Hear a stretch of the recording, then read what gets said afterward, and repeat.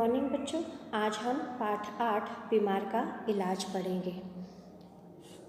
यह पाठ उदय शंकर भट्ट जी की रचना है। बीमार का इलाज एक मनोरंजन घटना पर आधारित पाठ है। चंद्रकांत के बड़े पुत्र कांति का मित्र विनोद इलाहाबाद से आगरा घूमने आता है, लेकिन अचानक वह बीमार पड़ जाता है। उसने आगरा से कांति के गांव जाने का कार्यक्रम बनाया था, परंतु आगरा आते ही उसे बुखार चढ़ जाता है और वह गांव घूमने नहीं जा पाता है। इस कारण विनोद का सारा आनंद ही समाप्त हो जाता है। परिवार के सभी सदस्य अपने अपने ढंग से विनोद का इलाज कराते हैं। परिवार के सदस्यों के विचार परस्पर नहीं मिलते हैं। वे बीमार की तकलीफ को ध्यान में न रखकर अपनी ही प्रिय चिकित्सा पद्धति से उसका इलाज कराना चाहते हैं। इन सब चीज़ों से विनोद बहुत परेशान होता है। कांति के पिता एलोपैथी से इलाज कराना चाहते हैं। इसके लिए वे डॉक्टर गुप्ता को बुलाते हैं।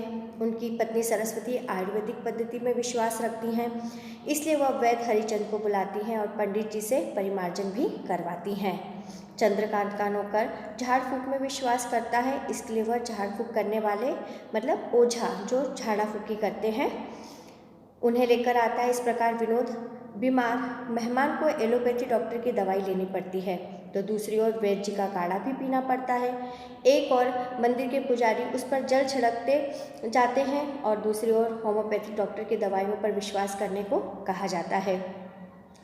स्थिति यहाँ तक पहुँच जाती है कि मेहमान विनोद के इलाज को लेकर घर के स्वामी चंद्रकांत और उनकी पत्नी सरस्वती का आपस में झगड़ा हो जाता है। अंत में विनोद उनसे पीछा छुड़ाने के लिए सोचता है। वो लोग आपस में झगड़ने लगते हैं। उस समय डॉक्टर नानकचंद कांति से कहते हैं कि मुझे तो इस घर में सभी बीमार मालूम पड़ते हैं, और डॉक्टर घर से बाहर निकल जाते हैं। विनोद झगड़े से इतना परेशान हो जाता है कि उसने किसी की भी दवाई न पीने का निर्णय लिया, और जब उसे कुछ भी समझ में नहीं आया तो वह किसी की बात माने और ना ही किसी से कुछ बोले। कहने लगता है कि उठता है और बाहर की ओर चला जाता है और कहता है कि मेरा बुखार तो घूमने से ही ठीक होता है। इस प्रकार इस पाठ में मनोरंजन के साथ साथ सभी लोगों की अलग अलग प्रवृत्तियों उनके विचारों के बारे में भी वर्णन किया गया है।